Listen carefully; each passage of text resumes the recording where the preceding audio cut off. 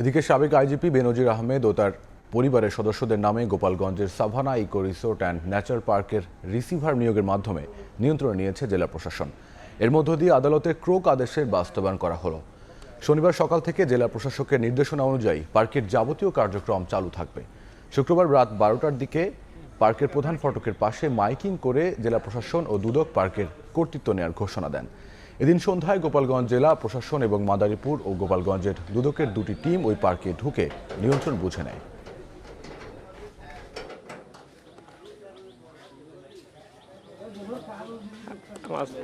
বিজ্ঞ আদালত এই সাভানা পার্কটি দেখাশোনার জন্য জেলা প্রশাসক মহোদয়কে নির্বাচন করেছেন এবং পুকুর যেগুলো আছে সেগুলা জেলা মৎস্য কর্মকর্তা এবং যে জমিগুলো চাষের জমি আছে সেগুলা আপনার কৃষি কর্মকর্তাকে নিযুক্ত করেছেন। এটা চালানোর জন্যই মূলত রিসিভার নিয়োগ করা হয়েছে, যাতে এটা সচল থাকে, দেশের অর্থনীতিতে কাজে লাগে, আমাদের যে দেশের অর্থনীতি যেন ক্ষতিগ্রস্ত না হয়।